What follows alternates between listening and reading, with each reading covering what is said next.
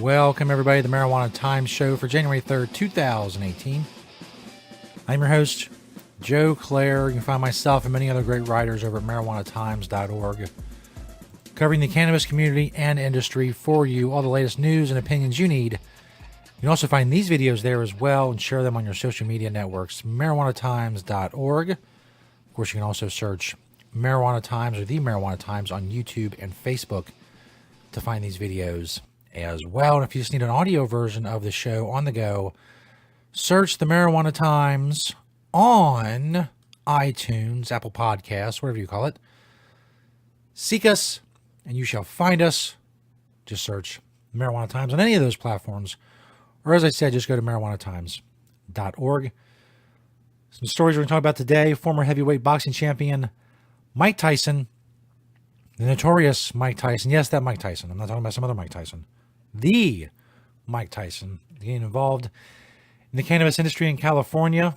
Also a new study about crime around medical marijuana dispensaries as compared to tobacco and liquor outlets. And also what's going on with the medical marijuana law in Pennsylvania. Some big news there. Things are getting off the ground. But first, of course, I want to tell you that the Marijuana Times Show is brought to you by naturesidecannabis.com.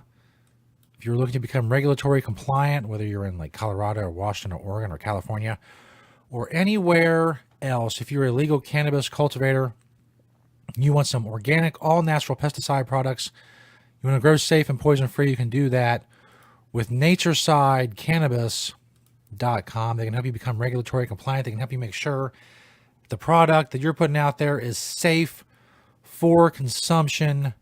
Proud sponsor of the Marijuana Times. So naturesidecannabis.com. This first story comes to us from myself over at marijuanatimes.org. Former heavyweight champion Mike Tyson to open marijuana farm and school in California. Earlier this week, it was announced that former heavyweight boxing champion Mike Tyson had broken ground on a 40-acre facility that will include a massive cannabis cultivation farm and a school that will teach growers the latest techniques and technological advancements when it comes to growing marijuana. Half the 40 acres are going to be the farm. The other half is going to have things like the aforementioned school to teach you how to grow cannabis. Also research facilities that will study the potential benefits of medical marijuana, as well as an edibles factory, an extraction facility, and a hydro feed plant and supply store. Also, for those who want to smoke and stay, there'll be campsites and cabins for glamping, which I guess is like glamorous camping. I don't know. I'm not up to date on the latest slang as far as this goes, but I'm certainly not knocking it. If you want to say, if somebody said to me, hey, you want to go to Mike Tyson, the Tyson Ranch, and check out their medical marijuana facilities and their school and do some camping or some glamping or whatever, well, I'd be the first to say, absolutely. When we leave, let's do that. It's going to be located in California City, California, southwest of Death Valley and near Edwards Air Force Base. A lot of the medical marijuana research is going to focus on veterans. They're dealing with various ailments, including PTSD. So Mike Tyson, he's going to obviously has a big name. I mean, very few people are more famous in the world than Mike Tyson. Now, some of the reasons for that are good, and some of them are not so good. But he definitely has name recognition. They have a long way to go. As I pointed out in the story, they have a long way to go. You know, they're just a couple weeks after breaking ground. He has a name recognition, but will that turn into a good brand with good service and good products? Remains to be seen. Obviously, this next story comes to us from Tom Angel over at Marijuana Moment. More crime near alcohol and tobacco shops than marijuana dispensaries. Study finds. Scroll back up here. Medical marijuana dispensaries seem to attract much lower neighborhood crime rates than stores dedicated to selling alcohol and tobacco products. It's a conclusion suggested by the results of a new study published this week. Quote, at 100 feet, tobacco shops and off-sale alcohol outlets, but not MMDs, medical marijuana dispensaries, experience significantly higher property and violent crime rates than grocery stores and convenience stores. Excuse me. According to researchers from 4 universities in California and Kansas, funded in part by the Centers for Disease Control and Prevention, wrote in a study, quote, our data suggests tobacco shops may constitute nuisance properties associated with dangerous neighborhood conditions for crime and violence in South LA and perhaps similar low-income urban communities of color.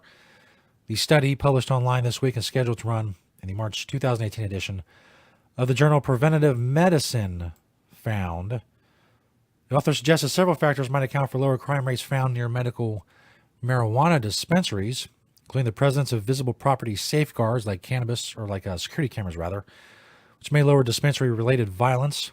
Also, the visual anonymity of many MMDs to passersby, including potential offenders, and MMD's tendency to close or relocate quickly.